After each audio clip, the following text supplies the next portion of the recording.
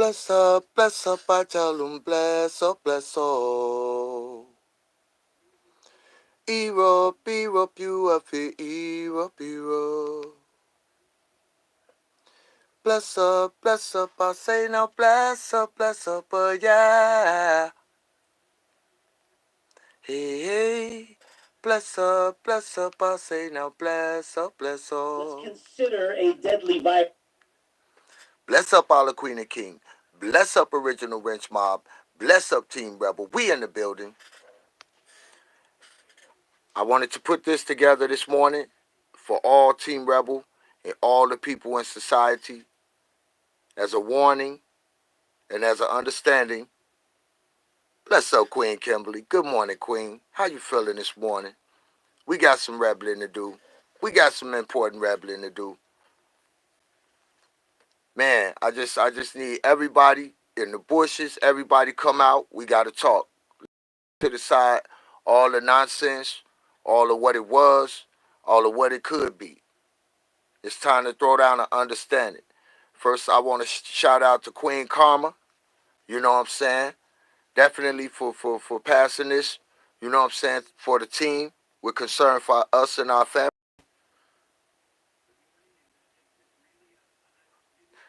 Yeah, well, we're gonna talk about that too, Queen. I mean, as this video go along, we're gonna talk. But I just this is from the heart. What real rebels do. Shout out to Queen Karma, my sis. You know what I'm saying? Good business, sis. Thank you so much.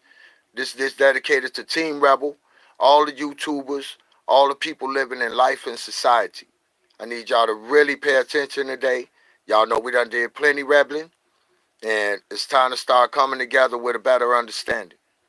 So I wanted to show y'all this piece today. This is an exercise that was presented 4 months ago. I guess we could play the video and then I'm gonna get back to work, but I had to stop and really come on and get everybody ready for this morning rush. I want y'all to please press like, please share this video. It's for everybody. All of y'all, y'all families, I love y'all. I know we all had our differences, but it's time to step up. May the Creator bless y'all and y'all families, and everybody have a safe journey. Stay together. We're being separated now, and we need to understand why. I need y'all to listen to everything that I'm about to play to y'all. If you have to watch the video again, please do that. I need you to read between the lines as they're talking. And without further ado, Team Rebel, we in the building. Let's go, y'all. Watch this. Inside a glass that's growing exponentially. And that once the glass is full, the deadly virus will be completely uncontainable. If we start with one bacteria that doubles every minute, where at midnight the glass will be completely full, what time will it be when the glass is half full? Now, bless up all the Queen and King. Bless up, Queen Diamond.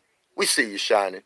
Now, what I wanted to say, when he mentioned about the glass being half full, what they mean is that the virus is inside the animals, pigs, cows, and different things already circulating. When we eat, when it's being frozen and we're eating our food, this is what, when it's cooked, comes out to. So the virus is already inside the food. This is how it's spreading so much. But listen, this is 4 months ago, everybody. Remember what I'm saying. This is 4 months ago. I love y'all and y'all families. Please, just check in. Press like. Share with an emergency. Talk to your people. Let everybody know. Here we go. Average person on the street guesses 11:30 p.m. Notice that for the first 55 minutes of the experiments, we don't do anything at all inside the glass. The deadly bacteria are too small. We don't recognize exponential growth because we can't see it. It's only at 5 minutes to midnight we notice anything. It isn't until 1 minute to midnight that we realize the glass is half full. Now, on this chart, you see how the arrow goes up. What he means is that the virus is laying dormant inside the host for all of this time until it gets close to a certain point. And that means that we would accept it in a certain way, as if it's not so bad, and it'll look this way. But what the virus does is it shoots up with the way that it spreads. That's what he's talking about when he say glass half full. Pay attention. But to our simplistic, concrete minds, half full also means half empty. Even at this late stage, we see the problem as 50% removed. We don't recognize exponential growth as it's occurring. To identify the problem, we've added a curve to the bottom of the experiments. This line... Y'all heard what he said? We've added a curve to the bottom of the experiments. Now, in this equation, you have the government working with all the number one business people. All the elites are together on this idea. So this is bigger than what y'all think it is. This is what I'm showing. Bless up. Line is called an asymptote.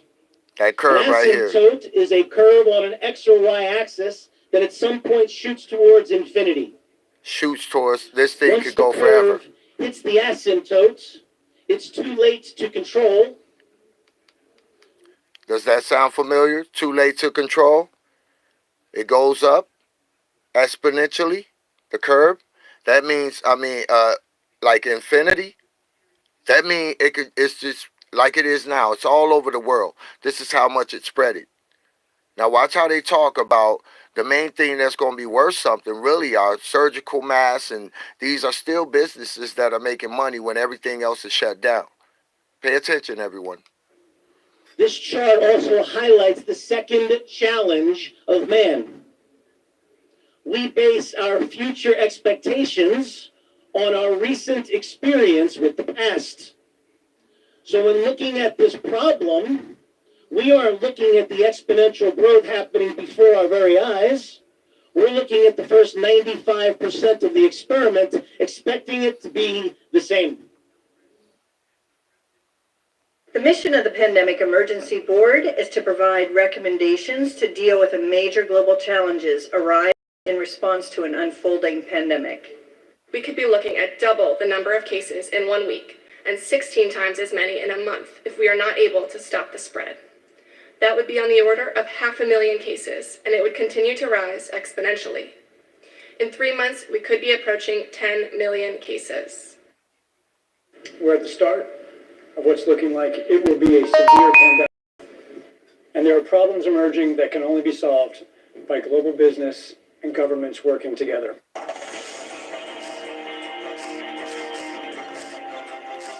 We have known about CAPS-like viruses in animals and people for decades, but have not been successful at developing a licensed vaccine. And sure, there are new technologies that may help, but it's going to be difficult. I am not about having a vaccine in time to be relevant during this pandemic. I'm not sure to have a vaccine in time during this pandemic.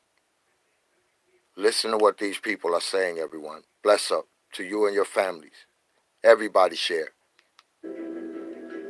So the policy crisis in question for this board in this meeting is this. How should governments, business, and international organizations allocate and distribute pandemic antivirals and medical supplies to the people who need them most? What we've seen work very well in the HIV field is, in fact, procurement through the Global Fund. So having a centralized mechanism, so financially able to procure on behalf of affected countries can be critical. I think the second thing is it's going to be very important that for the business sector, for manufacturers of antivirals, that we have clarity around what the need is and where the need is and who are making the decisions. I think that given that the countries most affected are those that are low and middle income countries with unequal access to technology, to finances, the UN has a worldwide footprint, universally recognized, and universal membership. A global stockpile would certainly help ensure more rational and strategic allocation, but the reality is that we don't have the logistics capability, even within the UN, to bring that together in one place and run it. So this is where... You see that? They don't, in reality, have the capability to handle this pandemic that was started. By who? Y'all looking at them. Keep going.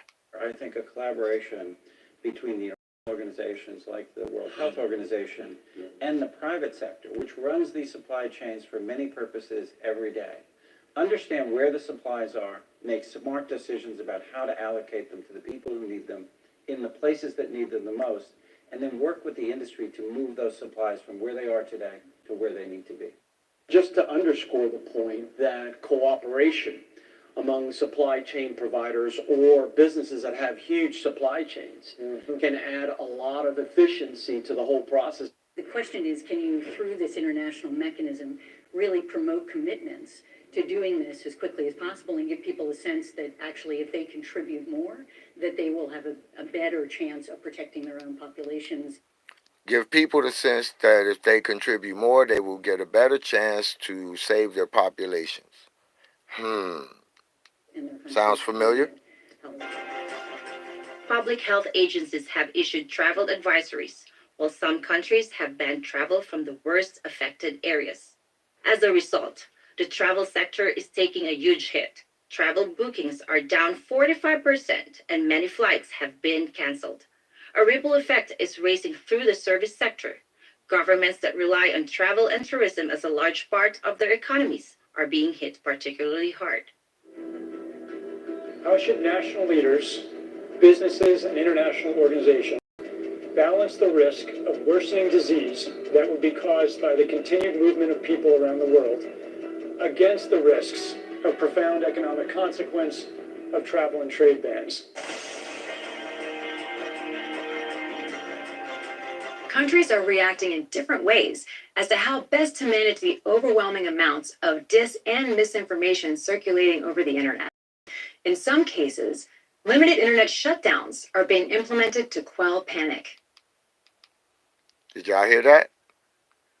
Limited internet shutdowns. Shutdowns are being limited, and they're putting them out when people to quell panic.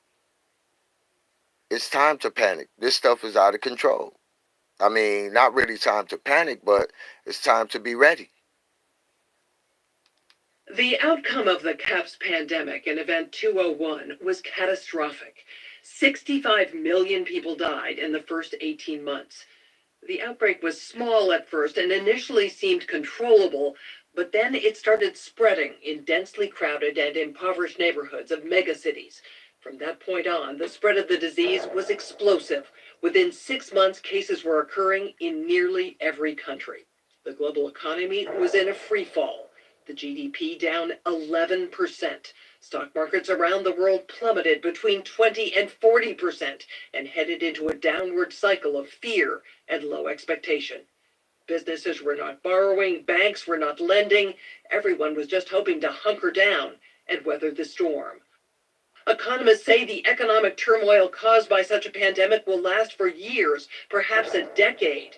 The societal impacts, the loss of faith in government, the distrust of news, and the breakdown of social cohesion could last even longer. We have to ask, did this need to be so bad? Are there things we could have done in the 5 to 10 years leading up to the pandemic that would have lessened the catastrophic consequences? We believe the answer is yes. So, are we as a global community now finally ready to do the hard work needed to prepare for the next pandemic?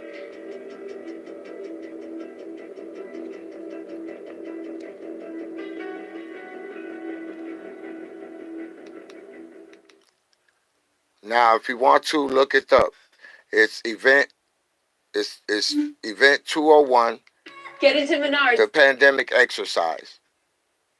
And it's serious. This was 4 months ago. Well, no, this one was 2 weeks ago.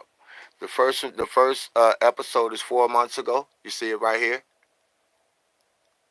Please take a look and read between the lines of what's going on. I love everybody, and I want y'all to stay rebelling. Bless up to all the Queen and King. Bless up Queen Patricia. Please share and tell your families. Bless up Queen Lanita. Bless up Queen Diamond. Bless up Queen Sweet and Low. I see you shining. Bless up Queen Marcy. I see you shining. Boxing Champ. Bless up. Bless up to all of y'all and y'all.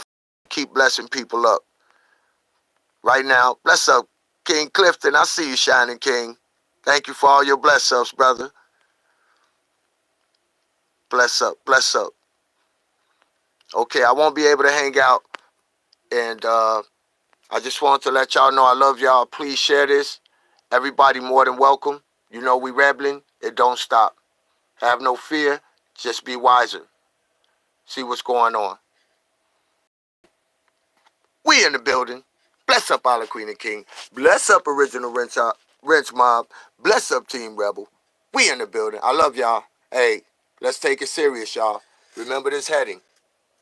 That's what I want y'all to check in with. Look for yourself. It'll lead you to all the things that are going on. And remember, this pandemic, it has a name, and it also has a patent. That means if it has a patent, who does it belong to, and why is your element that you created out here in our lungs? So let's be real, people. Look at what's going on. It's a bigger agenda that came with this virus. All the major companies and the government are working together, and that it doesn't look like they're helping the people. So y'all stay safe. It's time to do some real rebelling. Protect your families, and we'll see y'all on the other side. Oh, and more importantly, seek God. Bless up Olive Queen and King. Bless up Original Wrench Mob. Bless up Team Rebel. We in the building. Peace.